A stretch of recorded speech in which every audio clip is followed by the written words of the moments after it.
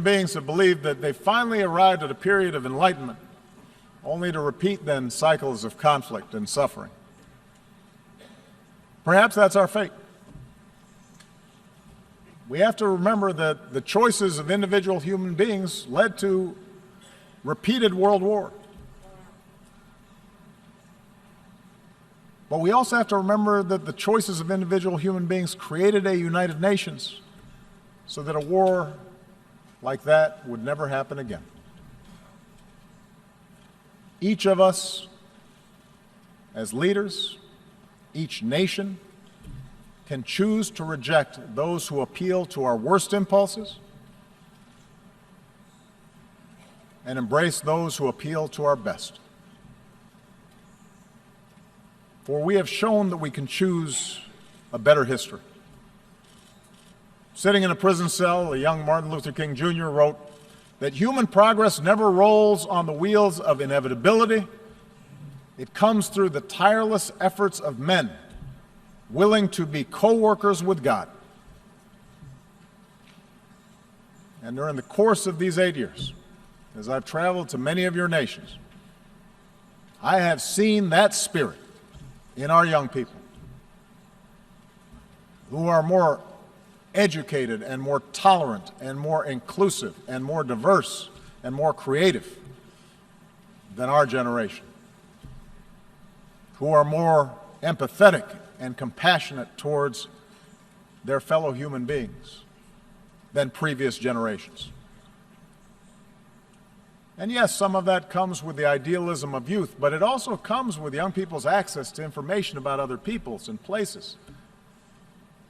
An understanding unique in human history, that their future is bound with the fates of other human beings on the other side of the world.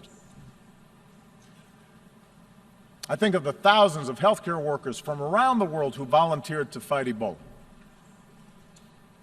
I remember the young entrepreneurs I met who are now starting new businesses in Cuba. The parliamentarians who used to be, just a few years ago, political prisoners in Myanmar. I think of the girls who have braved taunts or violence just to go to school in Afghanistan.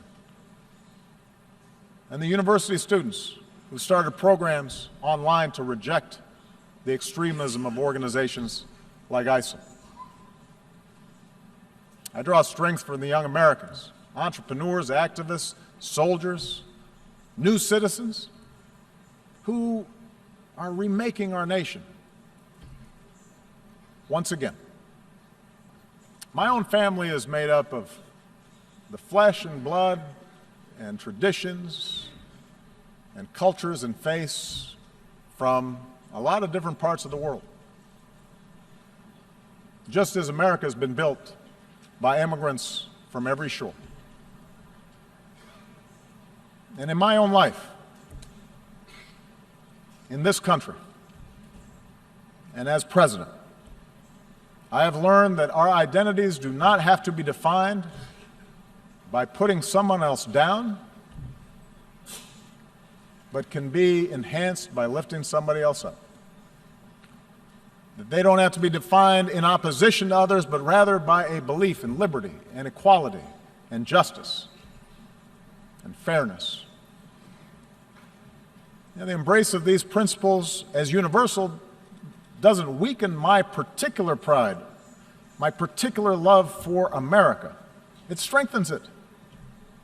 My belief that these ideals apply everywhere doesn't lessen my commitment to help those who look like me or pray as I do or pledge allegiance to my flag. But my faith in those principles does force me to expand my moral imagination and to recognize that I can best serve my own people. I can best look after my own daughters by making sure that my actions seek what is right for all people and all children and your daughters and your sons. This is what I believe, that all of us can be co-workers with God. And our leadership and our governments and this United Nations should reflect this irreducible truth. Thank you very much.